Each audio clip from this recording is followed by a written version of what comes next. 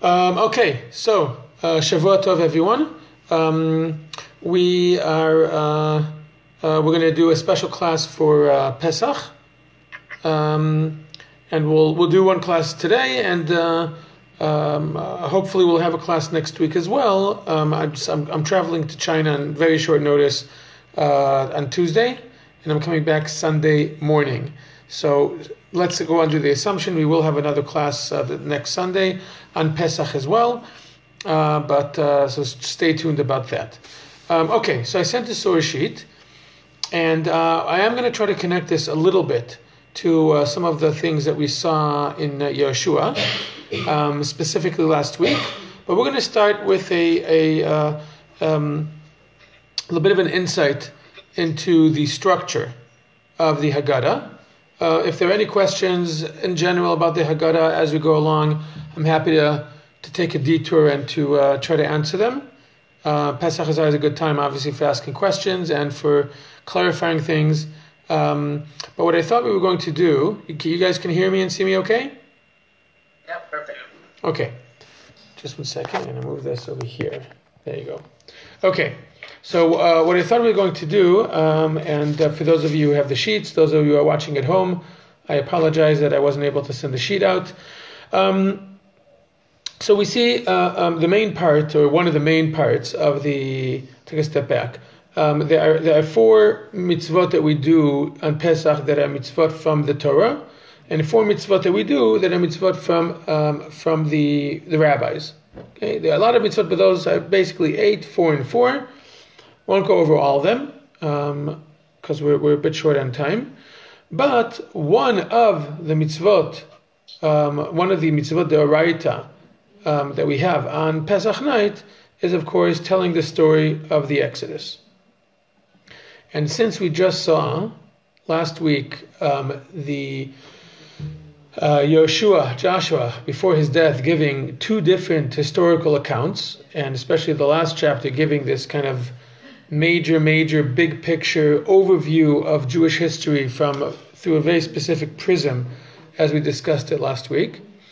I thought that since Pesach and the Seder night is so much of it is about telling the story, is for us to focus on to look more closely at what story is exactly being told. That's what I would like to focus on. You guys can hear me and see me? Yep, perfect. Okay. So before we start and look at the story that's told, I want to point out that there's actually more than one story being told. Or actually the story has several parts. If you look for a second at the page I sent out, okay, so you see we have the Magid, and I will try something new based on Paul's recommendation, right? So we have, right, we start with the Magid. Yeah, you guys can see? Yeah, the highlighting work. Yeah, okay. So we have the Magid, right? We have the things that before the Magid. We have the Kadesh, in which we wash our hands. Urchatz, Kaddish, in which we do a Kiddush. Urchatz, in which we wash our hands for the karpas, right? For the celery or the potato. Then the karpas, and then Yachatz, when we split the two matzahs. We split the matzah. And then we come to the Magid, right, which really takes up the biggest chunk of the night and one of the central mitzvot of the night, which is the story. So if we look at how the Magid is structured, big picture structured, this is something that I just recently saw myself, and I found it to be just excellent as far as I saw this in Rav Tzvi Rimon. Some of you might be familiar with him, in which he creates a certain structure for the Magid and for the Haggadah in general, which I found to be excellent and will serve our purpose well. And he comes and he says, look, okay, so first we have the Halach Ma'anya, right, which is an introductory remark. We've discussed this actually at least once or twice in past years. It's in Aramaic, it's not in Hebrew, whereas the rest of the Haggadah is in Hebrew. It's an introductory remark trying to kind of like if you're a Jew living in exile, after the destruction of the Second Temple, it's a little difficult for you to get into the mindset of celebrating Pesach as the holiday in which we became free.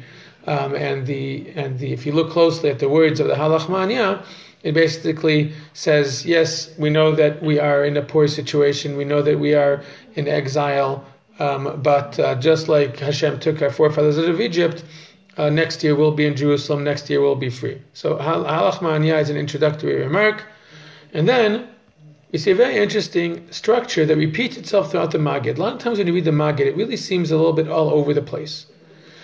But, and as we've discussed also in past years, one of the central themes of the Seder night is asking questions, right?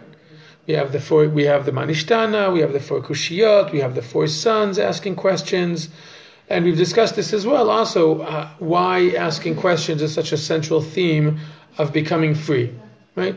Being able to challenge one's reality, being able to intellectually and otherwise change your reality, grow. These are all aspects of freedom, and that allow a person to change and to develop and to. Okay, but we're not going to discuss that. These are just things we've discussed in the past. You guys still with me? Yeah. Okay, and then so if you look closely, right? I'm just going to highlight the lines as I go on the structure, and then we'll go start looking at the stories. We have the Manishtana, okay, which is of course a question, right? Manishtana, what is the difference? Okay, and then right after we have the 4 questions of the Manishtana, we have the answer.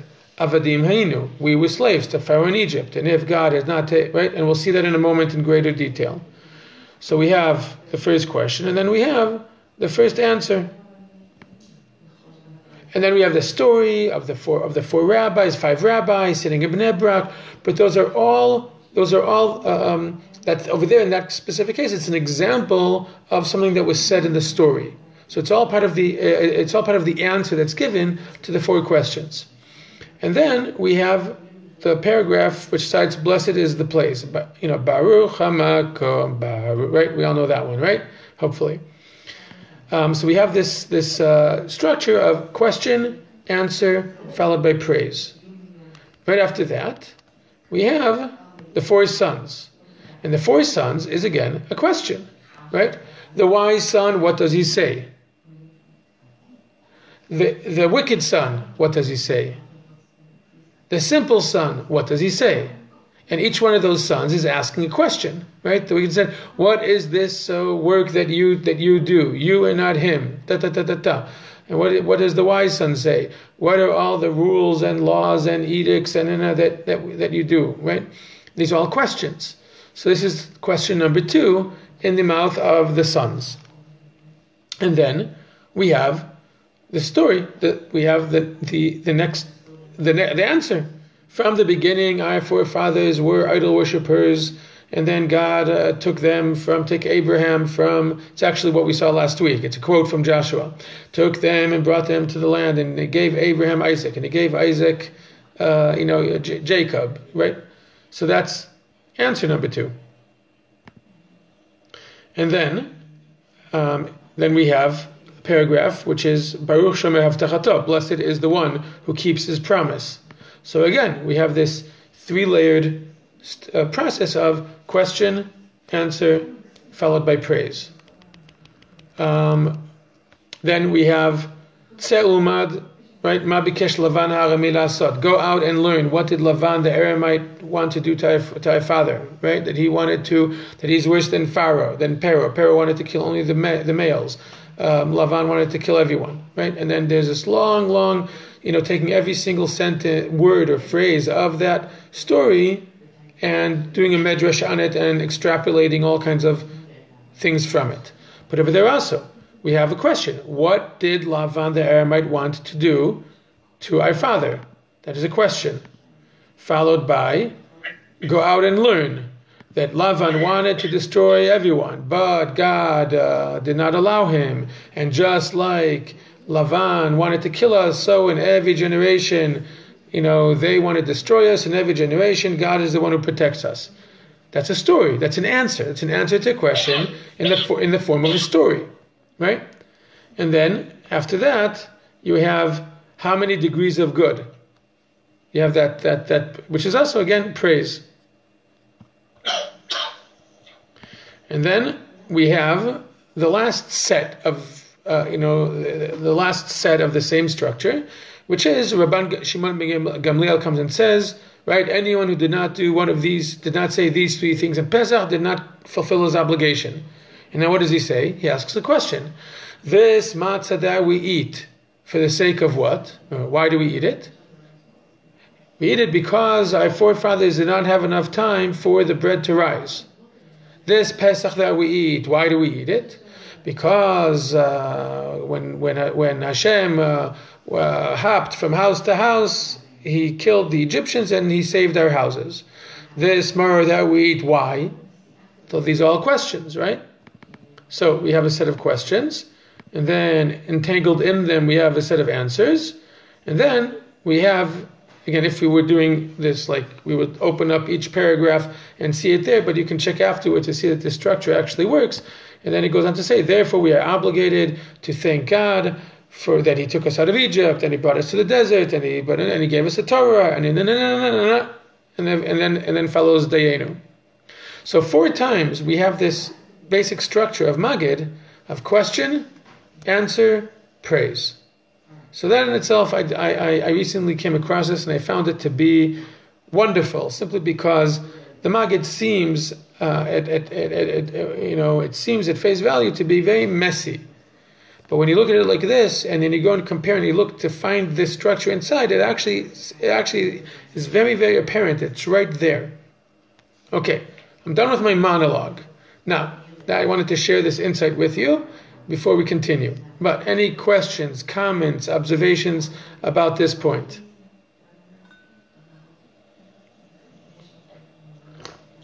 Doesn't seem that surprising, in the sense that you praise following an answer to a question that says what Hashem did for it. Right, because the answer is not just because the answer is not just an answer. The answer is a story, which is what we're going to focus on, which is what I focus going to be on. The answer is a story. So you're saying, well, since the story is a story of salvation of one type or another, we'll see the differences soon. Therefore, it makes sense to be followed by praise. So yeah, I agree. It's one of these things that after you see it, it's like, oh yeah, it's obvious, right? After you know the answer, it's obvious. I guess one could ask, why divide it into yet again 4 separate groupings? Excellent. How is each one different? Excellent. So that's good. That's the really interesting question. So yes, Galia. I have a question. Why some parts of Haggadah written in Aramaic? If we're sitting in all these different countries, and probably people, they don't speak this dialect as the people used to speak in Israel. So why to write it in Aramaic? Why not to write it in Hebrew? Because everyone knew Hebrew. No, Galia, there's only one part of the Magid which is in Aramaic, and that is Halach Ma'anya. That's the only part. Why is Halach Ma'anya in Aramaic? Yeah. Halach Ma is in Aramaic because the fact that the majority of the Haggadah is in Hebrew means that the majority of it, and we know this from other sources, was written during Beit HaMikdash, or very soon afterwards, when the Jewish people were still living in Israel, and the spoken language was Hebrew, and which means that the Halach Ma'anya was written later on, after they left Israel, after they were exiled, living in exile, and then basically, how do you expect someone to celebrate the holiday of salvation when they're sitting exiled as slaves in the exile? Because the truth is that Halach Ma'anya doesn't make sense from a lot of perspectives, because Halach Ma'anya, the opening of the Magid, tells you the whole story, but in a mishmashed way. It says, this bread of affliction we eat because our forefathers were slaves in Egypt, and this is the bread of affliction that our forefathers ate in Egypt. Anyone who is hungry will come and eat. Why are the people who are hungry? Because we're slaves. We've just been exiled. Anyone who's needy should come. This year, here. Next year in Jerusalem. Why do they have to say next year in Jerusalem? Because they're not in Jerusalem. So the spoken language when halachman, when there's this need to add in a paragraph, first of all, that everyone will be able to understand, because at the time, everyone is, when they're exiled and living in Babylon or wherever, the language they're speaking is Aramaic, but also in order to give them any type of a feeling of that there's any point in even celebrating this holiday. Yes, Sevia. I was just going to say, the order of these four sections or questions doesn't follow the chronology of Jewish history. Like when you go the 2, 3, 1, 4. You're right. Like start from. You're right. So this connects to Paul's question, right? Paul asked, why do you have to divide the story up into four sections? And kind of part of that, Paul asked, what's the difference between the four stories that you're telling? And Sivya, you're pointing out that it's not just that they're different; they're out of order. So, what could be a reason? What could be the reason that you would tell a story not in the chronological order? Yeah, so maybe it's more thematic than chronological. Okay, one possibility is thematic. Well, what do you mean by that? What do you mean by thematic? Maybe it's the order in which it's given are lessons that need to be learned in that particular order. Right. So it could be right. So saying, obviously, something about the order is important for the message. Right? Either maybe we'll see, but maybe the first thing that you're saying is the most important one, even if it happened later. Or maybe it's less important, and you want to make sure that the most important point, even if it happened in a different order, Okay, so let's go ahead and start. Okay? Or one builds on the other. Or one builds on the other. Yeah. Meaning, I agree. There's some purpose of the storyteller that he's trying to achieve, and by the fact that he changes. Listen, this is something we've seen a lot of. For instance, when we've seen historical events being told by two different people, and we compare the differences, and we understand that each one is focusing on what is more important. Or when we spoke about this many times, when Moshe Rabbeinu is retelling the Jewish history to the next generation, and he leaves certain details out, overemphasizes other details, gives a different perspective. Anytime you tell a story, you're also giving some type of interpretation with the words that you choose, with the intonation that you use, with what detail you describe, with what detail you leave out, what how enthusiastic you get about this point or that point. Anytime you tell a story, you're also giving a certain personal angle on it, whether you intend to or not. And definitely if you intend to. Okay, so let's look at the four stories. Now, I don't have the full text, so hopefully, do you guys have Haggadahs in front of you? Did you guys bring maybe? If not, I'll read it out loud. You know what? The truth is, since we're now using this new sophisticated system, we could look at it together, right? This is actually very good. Paul, thank you for the encouragement for this. This is great. So let me go to the beginning. Alex came up with it. Okay, so what we're going to do is, sorry, I know this is a little dizzying. I'm going to go to the first question and first answer. Here we go. Even if we would have just had the rabbi's face, but we. Okay, so here we go. So we have the questions of what is the difference between this night and other nights. This night we eat matzah, all nights we eat chametz and matzah, this night matzah. Every night we eat all vegetables, this night we eat mar. All nights we dip only, we don't dip even once, this night we dip twice. All other nights we eat sitting and leaning. This night we eat completely leaning. Right? Those are the questions. Okay. And then we come to the answer. Okay?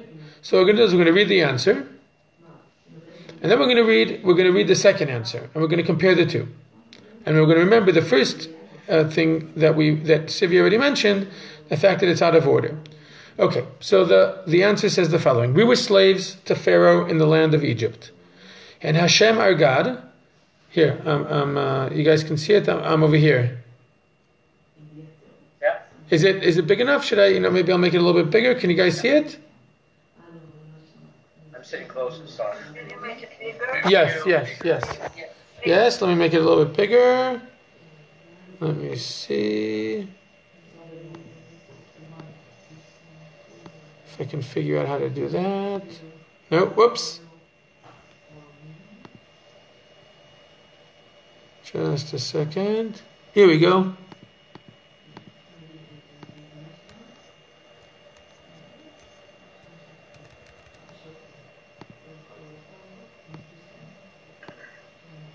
Just a second. Let me just put it in English. Oh, sorry. Sorry. I guess that's the downside of doing things in this way. I'll get there. Just a second.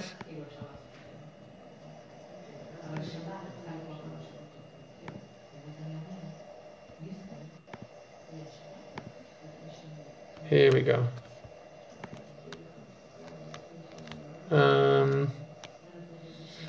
Okay.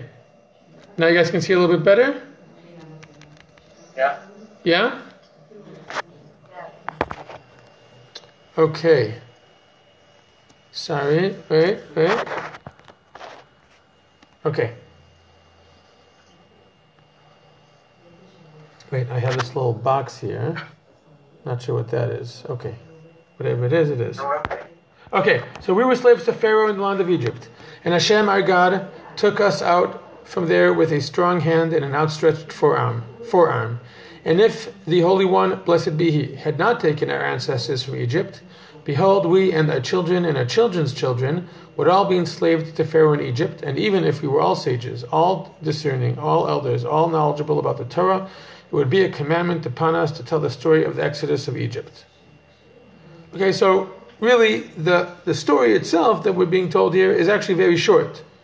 We were slaves to Pharaoh in the land of Egypt, and Hashem, our God, took us from there with a strong hand and an outstretched forearm. And if the Holy One, blessed be He, had not taken us, our ancestors, from Egypt, behold, we and our children and our children's children would all be enslaved to Pharaoh in Egypt. Right? That's the story. Saying He took us out of Egypt, we were slaves, He took us out of Egypt, and Him taking us out of Egypt saved not only them, but saved all generations. That's the story. Right? That's the answer that's given.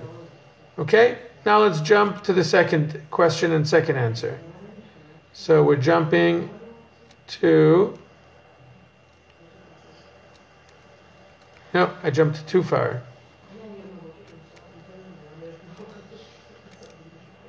Here you go. Right? So we're going to the four sons. So we have the question, the wise son, what does he say? What are these testimonies, statutes, and judgments that Hashem, our God, commands you? And the wicked son says, what is this worship to you?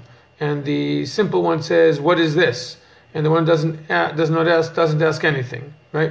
So we have the question of the wise, what are all these specifics? And the wicked who seems to be saying, what is all this nonsense you're doing? And the simple one who says, what's this? Okay? And then we come to the answer. From the beginning, our ancestors were idol worshippers. And now the place of all has brought us close to His worship. As it is stated, Yeshua said to the whole people, so said Hashem, God of Israel, over the river did your ancestors dwell from always, Terach, the father of Abraham, and the father of Nahor, and they worshipped idols. And I took your father Avram from over the river, and I made him walk into the land of Canaan.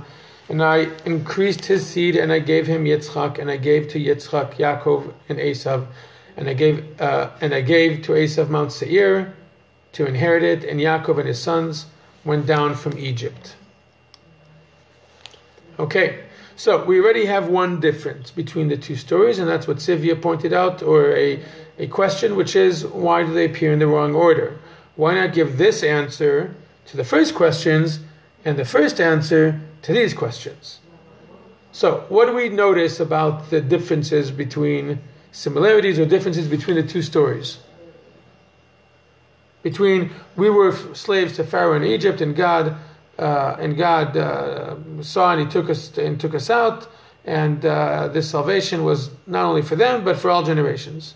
Between that and this story over here. I mean, it's almost like a prequel. It's like it adds all the detail that transpired before we were slaves in Egypt. It gives the background and also says from where we came rather than we just sort of landed there. Okay. So you're saying they complete each other. Yes, what else, Sylvia? In the first story, we're like past Hashem is the one that took us out. In the second story, we're more active. It started out we were idol worshippers, and then we followed Hashem. Okay. Wait, does it say here that we followed Hashem? Or it says we were idol worshippers, and then I guess Abraham found Hashem. I don't know. I don't remember. But we don't see that here. Meaning, we got to be careful, and we got to. Wait, this is actually very similar to what we were talking about last week. Meaning, yes, they were idol worshippers, which denotes that they did something active. But from that point on, it all seems to be God's actions, right? Right, in the second paragraph, I took your father Avram from over there, and I made him walk in the land of Canaan. And it doesn't say, and he walked in the land of Canaan, right? As we said last week, I made him walk in the land of Canaan, and I increased his seed, and I gave him Yitzchak, and I gave to Yitzchak Yaakov and Esav, and I gave to Esav Mount Seir in order that he inherit it. And Yaakov and his sons went down to Egypt. Like the only activity that there seems to be here is that Yaakov left Israel, that he went down to Egypt. Yeah, you're right. So they're kind of passive as well. Okay, but there is an important difference between these two stories still. Yes, Galia. Maybe it's just because we can ask the question if if in the first and the second question were passive and he took us and he gave us. So what happened between the second and the first that we became slaves? You're saying there's still a piece missing here, and you're saying that maybe the piece that is missing has to do with it is missing. Yeah, and for some reason the explanation it's supposed to be between the second supposed to be first, and then explanation, and then the second one. I mean the first one, and actually everything is reversed. Okay. So what do you make of that? What happened in the middle? Are you saying there's something missing? How come we get slaves? Well, you're saying there's a piece missing. Okay, I hear that. There's a piece missing of how you went from going down to Egypt to we were slaves to Pharaoh in Egypt. Okay.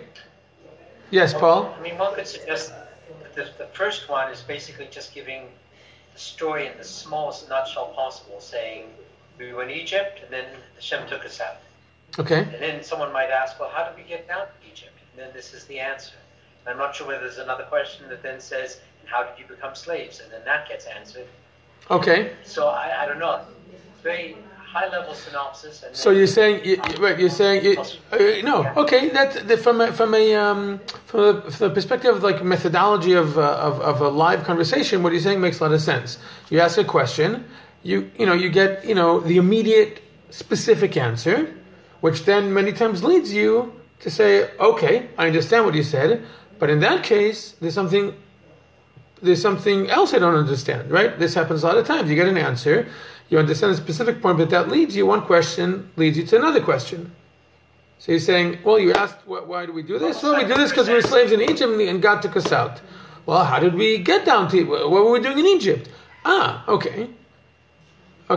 Although, that's not the second question that's asked, right? Because there's another very big difference between the focus of the story, of the first story, and the first answer, and the second one. Meaning, In what way are we being described in the first story? We the Jews. Versus how we're described in the second story. Yes, Sylvia. The first one is all the people, Bnei Israel, and the second one is individuals. Okay. Oh, I didn't even notice. I didn't even think of that. That's an excellent point. You're right. What else? You're right. I think that also might connect to what where I'm going this. What else? Yes. I don't know, maybe I don't understand, but these two questions, we don't get answers. I mean, there is a story, but we ask specific question, and we get the answer that, okay, but it's not exactly what we're asking. Excellent point. Excellent point. Especially in the first one, where we ask, why do we eat matzah? Why are we eating just matzah tonight? Why are we eating just maror? Why are we, etc., etc.? We haven't answered that. You actually haven't answered this specific question. You're telling me a story. You're starting to tell me a story, but you haven't explained to me why we eat matzah. You haven't explained to me why we eat maror. You haven't explained to me why we lean. You haven't explained any of that. So that's an excellent point. You're saying you gave an answer which doesn't seem to answer anything. Okay, good. There's another very, very important point, a very important distinction. What? And the second question. No. Wait. So we're asking. We got questions, but the answer doesn't seem to be answering it. Or, well, as we'll see a little bit soon, maybe it's answering it, but it's not answering it yet. Or it's the beginning of the answer. Okay. But what is another very, very big difference between the focus of the first story and the second story? In what way are the Jews being described? How are they being characterized in the first story? And how are they being characterized in the second story? Okay, so I'll point it out. In the first one, they're being described as, our forefathers, are being described as slaves. In the second one, how are they being described, our forefathers? As idol worshippers. Right?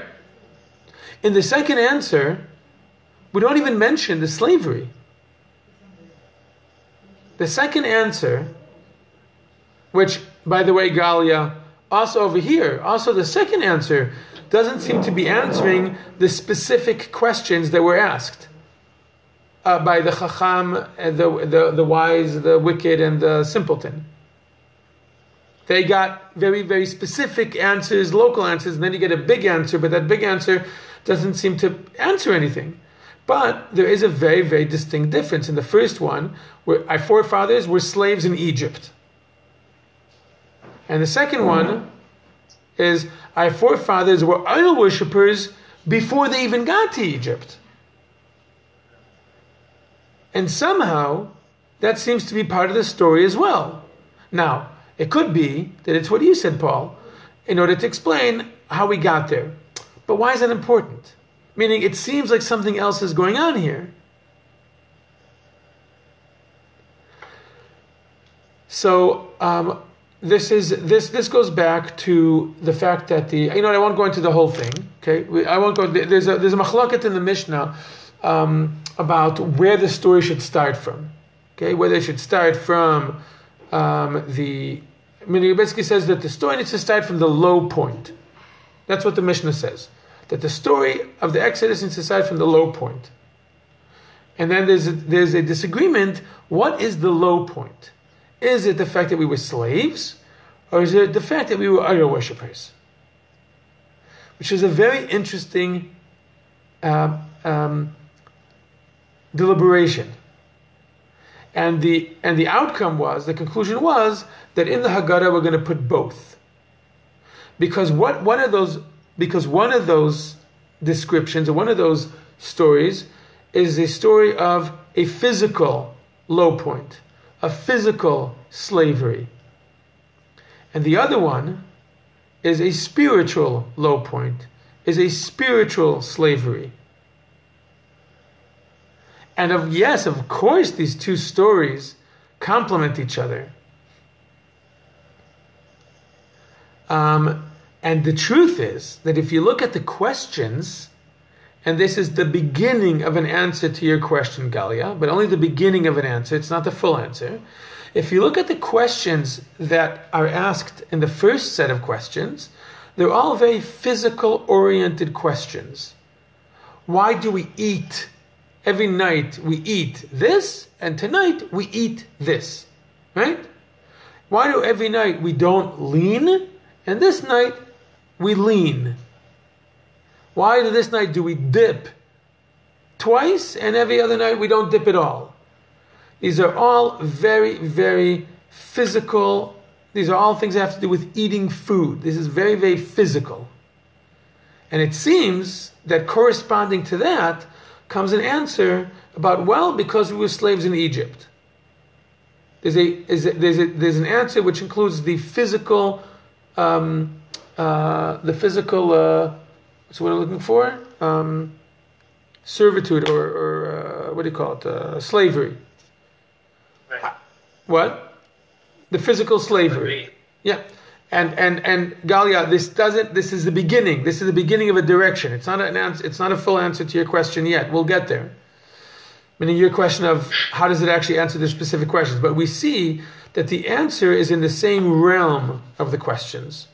Whereas the second set of questions are not as much physical questions about physical physical aspects of our life. They're more spiritual. They're more about the wise. What are the laws? Right. Let me just go back to it exactly. Right. They're more like, I'd say, almost like spiritual. They're religious or almost theological questions. Right. The wise one says, what are these testimonies, statutes, judgments that the Lord the God commanded you? This is a question that is already talking about, commands. This is a question that comes from understanding that there's a God, and that God commands, and that there's a religion that is in laws that are being followed. This is already not just a more sophisticated question, but it's a question about something which is, I guess, for lack of a better term, I'd say more spiritual or religious observances, right? And even the wicked, the evil son even says, what is this worship to you? He's not asking, why are you putting black boxes on your skin, which would be which would stem from asking about a physical action. He's asking about the worship, right? The simpleton is just asking, what is this? Okay, but also based on he sees behaviors that are being done. He's not asking why are you eating chocolate and not vanilla. That's the level of the first questions was that level. Why are we eating chocolate and not vanilla? Right? Why are we eating? Why are we having maror and not a full salad? That's what he's asking. Right? That's actually it. Why every night we have salad? Tonight we're just having roots. That's the level of the question. Over here, it's a much more sophisticated question, which stems from the questions themselves, even of the evil son, is coming from I guess for lack of a better term, from a spiritual place, or a diagnosis, or an inquiry into the relationship that of religious behavior, and with the relationship with mitzvah and commandments of God, and then corresponding to that comes the portion of the question which, right, from the beginning our ancestors were idol worshippers, and now the place has brought us close to his worship, as it is stated. Yeshua said to the people, so said Hashem, God of Israel, over the river did your ancestors dwell from always, Terach, right? And I took your father Avram from the river, and I made him walk in the land of Canaan, and I increased his seed, and I gave him, meaning he's saying, I chose them, right? I chose you, and I brought you, and I took you away from idol worship, and I brought you close to me. So we don't have an answer to the specific, why exactly this, but we have a set of questions that deal with the physical aspect of our lives. Corresponding to that, yes, in our history is physical slavery, physical servitude, and to that corresponds physical behaviors. And in our history, we also have spiritual servitude, spiritual slavery of idol worship, and to that corresponds God brought us close and gave us and commanded us, etc. Yes, Galia, you've been waiting for a long time. I apologize. Yeah, I just wanted to comment that still the Avadim Ayinu, it's the first one, because somehow Agadat thinks that physical, this is what I see, it's worse than spiritual, because spiritual you have freedom of choice to change it. But physical, it has to be from outside. Right. So I tend to agree. I do tend to agree. Not only I agree, the Haggadah agrees, because even though there was a disagreement, which is considered to be the low point, and the decision was that we put both in, still, the first one that was put in was the physical slavery, the physical servitude, even though it's not according to the right order. And I think possibly, and I think this is maybe what you were trying to say, is that, I don't know if you guys are familiar, let's say, with Maslow's, hierarchy. Before you could come and save someone, mentally, emotionally, if the person is oppressed physically, if a person is physically suffering, if a person is physically in shackles, how does a person, the everyday, day to day, minute to minute, a person is physically suffering and starving. Obviously the most immediate need that the person has is to be saved from the physical oppression, and then, meaning the physical, we are first and foremost physical beings. In this world, we are first and foremost physical beings that is of course infused and imbued with a spirit, with a neshama, and of course the purpose of our life here is the neshama. But the basis of our existence is physical. A baby is born; he's a monkey, right? It takes years for the neshama of a person to be revealed and to be able to. That's why only when a girl is 12, a boy is 13, is the neshama. Do we understand that the body finally can house the neshama fully? But first and foremost, we are physical beings, and only after we were taken out of Egypt did we then get Torah. And first, Avram is told to leave his land, leave his house, go to the land of Canaan, go to a physical place, which will then allow him to also be close to Hashem. First and foremost, we're physical. And it doesn't make a difference that, chronologically speaking, this happened later. Where the story begins, the story of the Exodus begins. The story of the Exodus of Hashem taking us as His nation starts with Yetziat Mitzrayim, even if its technical roots come from an earlier stage. But the crucial point is when Hashem took us out of Egypt. And by the way, we meet this later on in Aseret HaDibrot, when Hashem speaks to us. He doesn't, and we've spoken about this many times in years past, He does not introduce Himself as the God who created the heavens of the earth. He does not introduce Himself the God of Abraham, Isaac, and Yaakov, and Jacob. He introduces Himself as, I am the God who took you out of Egypt, the house of slavery. So I agree with what you're saying, Gali, 100%, and I think that's the direction it's taking.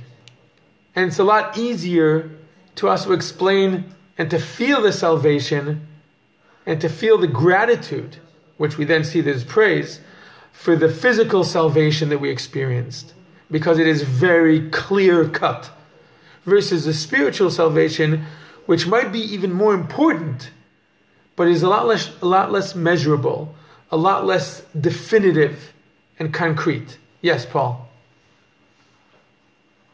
Just perhaps a kind of alternative way of thinking, I don't know, but I've heard it said that once we had Sinai, regardless of how many times we've been enslaved, even in the Holocaust, we may have had all the physical deprivation, but we still had the ability to connect spiritually that we didn't have in Egypt before Sinai. So somehow, agreed. it's kind of the other side of that coin to some extent. I agree. I agree, but I'm not sure it's. I don't know, I need to think about that. I'm not sure it's the other side of it, because one could argue that once, could say like this: if we use one of the fundamental analogies that's used to try to understand the significance of the Exodus, of the salvation of Yetziat Mitzrayim, is that of birth, meaning the Tanakh, the Nevi'im, the prophets already use this. They use this in a few places. This analogy that Am Yisrael coming out of Mitzrayim is like a baby being born. We were born as a nation, right? We for the first time we have a collective, which is an independent collective, distinct from any other nation as a nation. And it doesn't make a difference, right? It would be like, if using that analogy, a baby, a child, a person who goes through any type of oppression, physical oppression later on in their life, physical, spiritual, but also any physical oppression, at the end of the day, his ability to both physically and spiritually break free from it, or be broken free from it, it all goes back to that original event of his actual birth. But what I'm saying is that one physical salvation that we experience in Yetziat Mitzrayim becomes the root for all, meaning anytime we will be oppressed in the future, just like the Halach Ma'aniah. The Halach Ma'aniah is written because we were oppressed in Babylon, in exile. But we come and say, just like, here, this is the bread of affliction that our forefathers had in Egypt. We know, yes, we were slaves already, and we were taken out. That is why we know that next year we will be in Jerusalem. Because we have built into our physical and spiritual DNA this experience that maybe happened thousands of years ago, but it's become part of our spiritual DNA that we are free. And if we're not free right now, it's just a mistake of history. But in our essence, we are physically and spiritually free. Now, sometimes it is in history, it is very easy for us to experience the spiritual freedom more than the physical freedom, like during the Holocaust or during the Inquisition, where physically we were oppressed tremendously, but spiritually we could still choose. We had mitzvah to choose, and we could continue believing, and we can continue observing, and that, right? We could express our freedom and be true to our spiritual identity, regardless of our physical situation. But there were also times in history that you had the flip situation,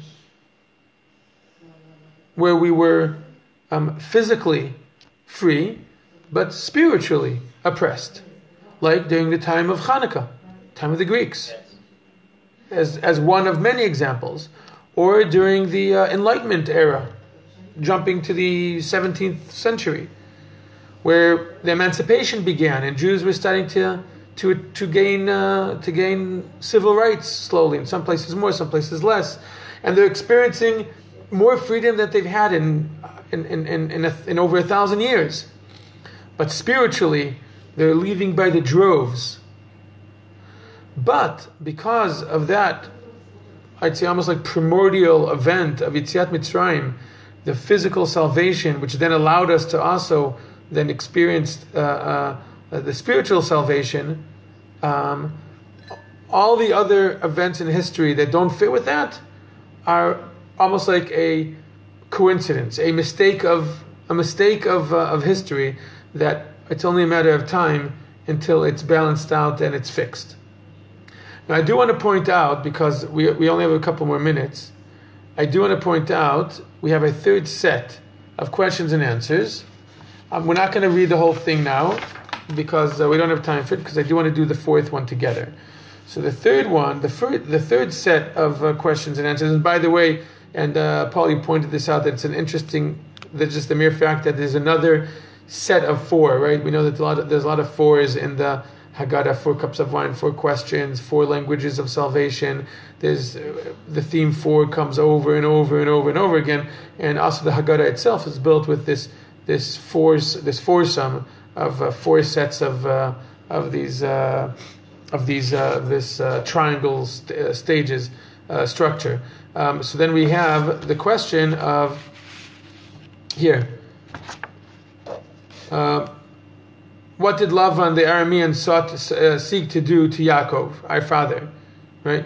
And then he goes and tells a story. Since Pharaoh only decreed the death sentence of the males, but Lavan sought to uproot the whole, as it is stated. And then there's a length. So we have a question, we have an answer, and the answer is very, very, very long, because then it goes with bringing midrashim. So this is a much more learned answer, meaning a lot more learned in the sense, meaning the first 2 were stories. They were actual stories that were being told with a few examples, whereas this one is a much more, excuse me for the zipping through this, very, very lengthy, and then it goes into this the 10 plagues, and it goes into learn some learned thing about how many makkot were there 10, were there 50, were there 250, right? All of that is part of that answer. Okay, all of that, and then it comes to praise. How many degrees of good? I want to go to the 4th because this has to do with answering Galia. Okay, and then it goes to, there we go, over here. Rabban Gamliel was accustomed to say, anyone who has not said these 3 things in Pesach has not fulfilled his obligation. And these are them, Pesach, Matzah, and Maror. Okay, and then we have our questions. The Passover sacrifice that our ancestors were accustomed to eating when the temple existed, for the sake of what? Right? And then right after that, the 2nd paragraph, this matzah that we are eating for the sake of what is it? And then the 3rd one, this maror that we are eating for the sake of what is it? Right? So you have a 3rd set of questions, and now let's look at the answers. It's a story, right? It's a story. What does it say? For the sake to commemorate that the Holy One, blessed be He, passed over the homes of our ancestors in Egypt. It is a story. As it is stated, and you shall say, it is the Passover sacrifice to Hashem, for He passes over the homes of the children of Israel in Egypt, when He smote the Egyptians, and our homes He saved. And the people bowed the head and bowed. And a similar thing with matzah. And this is what we know, and to think to ourselves, what is different about these stories? Okay? So this matzah that we are eating for the sake of what? For the sake that our ancestors' dough was not yet able to rise before the King of Kings, the Holy One, blessed be He, revealed Himself to them and redeemed them, as it is stated, and they baked the dough which they brought out of Egypt in the matzah cake, since it did not rise. Okay? And then it goes on to say with the maror. Wait, Paul, you had an answer? I just said at least these ones answer the questions directly. Yes. So first of all, we see that it's answering the questions. And it's answering 2, possibly even 3 of the first questions we asked. It's finally answering the question of the matzah. It's finally answering the question of the maror. And it's actually, and it's interesting because it's answering the question of the Pesach, because the original, we won't get into now, but the original 4 questions of Manishtana were different. One of them was actually about the Pesach sacrifice, but when we stopped having the Pesach sacrifice, that question was replaced. It's an interesting fact to know. But over here, it's answering 2, possibly 3 of our original questions. But what is different about these answers? Yes, Sylvia, than the first 2 we saw? I don't think I'm answering that. This is just an observation.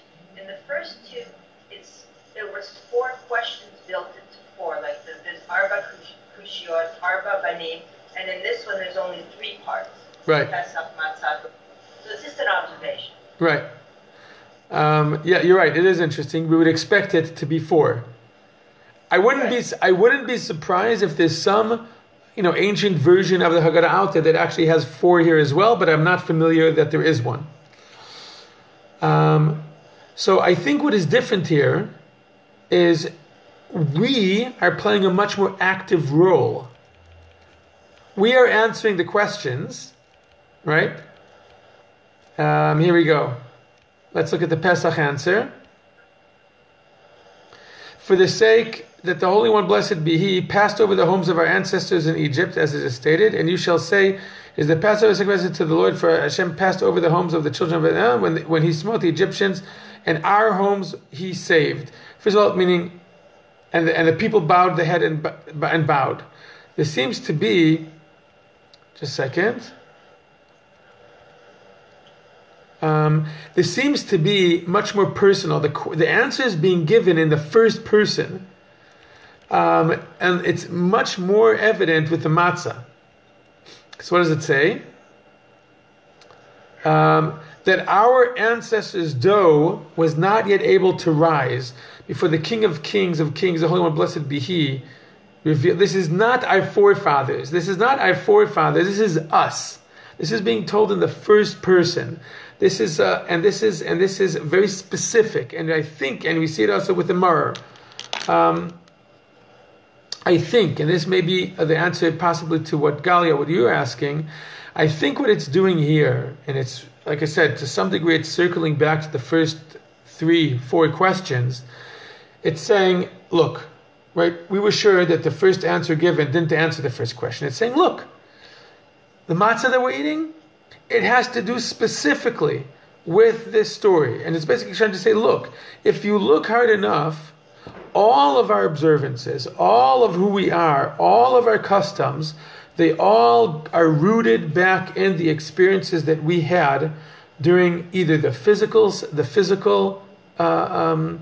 oppression that we experienced, or the spiritual oppression that we experienced. Either our attempt to become physically free or our attempt to be spiritually free. And I think it's coming and demonstrating here, look, but I think if these answers were given at the beginning, we would have thought that the story of the matzah is a story that has to do with one specific detail. And if we gave the answer about the maror, we would think that it's a specific point. And the fact that it goes, and the initial answers are big picture, say, look, before we get into specifics, I don't want to answer, meaning a lot of times I could answer you the short answer, but then you'll think that that there's a technicality here. That I don't want you to think this is just a technical answer. The God is saying, look, you have to understand. I know you're asking a specific, very simple question. Why do we eat? Why are we eating, just roots today, and we're not having a salad like we do every night? I want to understand, because everything that we do as Jews, everything that we are, it is all part, even if it doesn't seem so immediate in first glance, it is all an outcome of this massive story of our origins, which is we were slaves in Egypt and we were idol worshippers, that God chose us and He created us as a nation to be both physically and spiritually free in order to have a relationship with Him. And that relationship, that physical and spiritual relationship, it is expressed through a lot of specific details. But don't get hung up on the details. Don't worry. We'll get to the details at the very end. We will explain specifically. But don't think that that's all of what it's about. And I think it's an idea of saying, listen, all the questions, every detail, every mitzvah that we do, every halacha, everything that is part of who we are as a nation, our minhagim, our customs, our whatever, our halachot, our stories, our historical events, they are all part of this creation story of Hashem created us as a nation and then gave us a Torah. So I think, in my mind, this is how it all comes together. We are missing the third set of questions and answers, but in this kind of process that I built, I think it's a little less crucial. I think I'll just say on the tip of the iceberg, I think that one has to do with our relationship with other nations, understanding how to the degree to which we are distinct and separate from the other nations, that we have this existential divide between the nations and us. I think that's also part of the big picture story. Yes, Galia? But there is some similarity to the last chapter of Yoshua. We're missing, your big. can see you. But we're missing Mama Karsanai. I mean, all the laws, everything here. We have chunks taken from Torah, but nothing. No, we did no. We had no. There was. It says we had. There was a paragraph. Kirvanu lifnei la'avodato. He says that they brought us to his when it talked about in the second set. It says that God took us, our forefathers, where idol worshippers, says, and we kirvanu hamakom la'avodato, and He brought us close to His, worship, to His, to worship Him or to serve Him. It did say that. It mentioned it. You're right that it didn't put a focus. It didn't put a focus on Matan Torah because I think it's included within this whole process of becoming free, physically free and spiritually free. And on Pesach itself, there wasn't Matan Torah. On Pesach itself is that we were taken out of Egypt, that we were born, and that birth then enables us later on to also receive Torah, to come face to face with our destiny, our role, our job in the world, our etc. But I think yes, Paul. We do have somewhere in the first answer. It seemed like there was only two expressions of how Hashem took us out, with an outstretched arm and whatever. It was just two, right? Don't we learn somewhere that there's four expressions of redemption, and the fourth one? Now, those are four languages of redemption. I will take you, and I will bring you, and I will. Those have to do with four different historical stages of going all the way from Egypt all the way to Israel. I will. Right, Sinai being one of them. I will. No, the four languages of salvation. Torah isn't in there. No. Nope. I will take you. I will take you. I will votzeti. I will take you out. Veheveti. I will bring you, and I forget the fourth one. I don't remember what the fourth one is. I thought I understood that one of them was taking us to Him as a people was the Torah. But maybe I misunderstood. I don't think so.